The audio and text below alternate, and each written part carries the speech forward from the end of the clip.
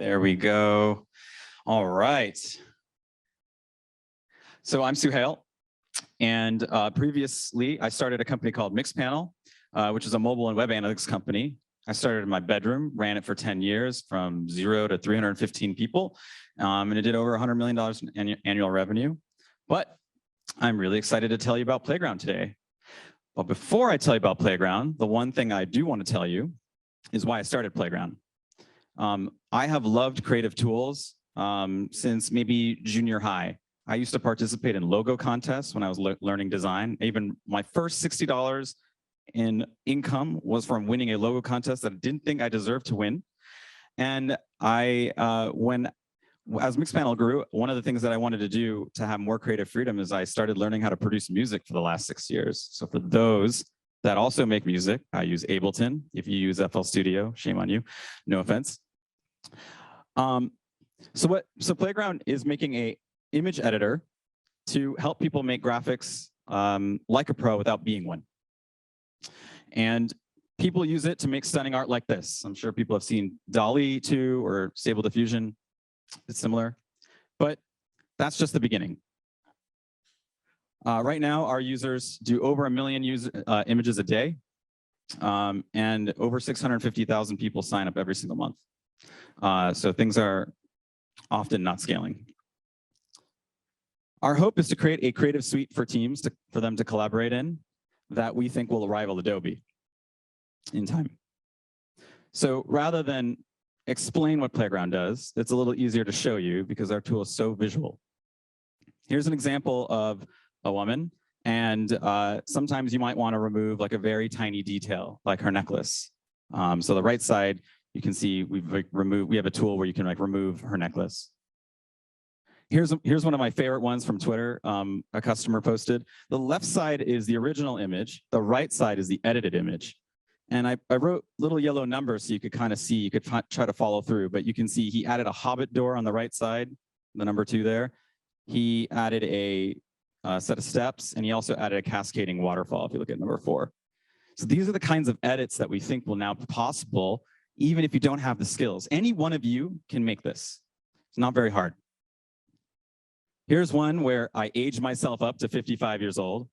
I certainly hope I look better than that.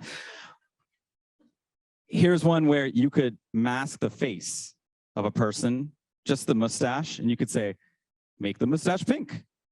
And the reason why this is so cool to me is because most of the time when you're making images, they're just like fantasy art, which doesn't have as much utility in my opinion. It has some utility, but not significant utility.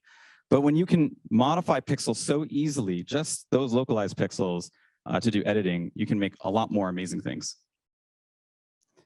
So over the next few years, we plan to make a multitask foundation model that can create, edit, and understand pixels. We're trying to pick the most ambitious thing we could possibly do in graphics, which is to advance the whole field of computer graphics. Let me give you an example of things you can't do today. In language, you can write code. It can complete an AP bio test. You can write poetry. You can write rap. But what can you do in images? What can you do with pixels? Not much. You can write a prompt and you get a cool looking fantasy art image. But what if you could rotate an image? What if you could take an image that was in the summer and say, make it look like it's in the winter? What if you had straight hair and you were imagining, what would my hair look like if it were curly? Things like that, I think, will be possible. This is our team.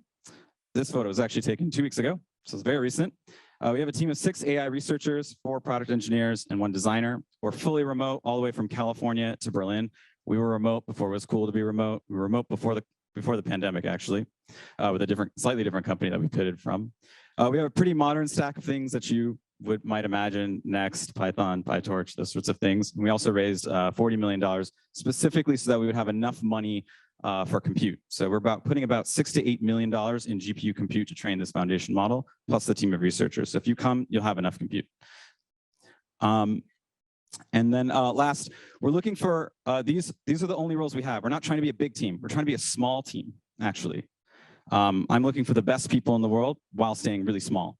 We're looking for an AI researcher, a couple of AI researchers to help us train the foundation model. We're looking for an ML performance engineer to help us with optimization, meaning if you're spending $6 to $8 million in compute, you might want to hire an optimization engineer to save just a little bit of money. We're also hiring people for product engineering. We also have a really complex product. It's kind of like, you can kind of imagine it to be like Figma, but for like graphics. So it's really complicated UI and really fun to build if you like product engineering. And we're also looking for a designer. One of my favorite things about being a designer probably at Playground would be you get to finally design a set of novel UI that has never really been seen before. If you're making a new kind of graphics editor, you can't really rely on all the things that have come in the past. So a lot of the work we do in UI is really different. So I'm going to be sitting where I'm going to be where I was sitting, which is right over there if you want to talk to me.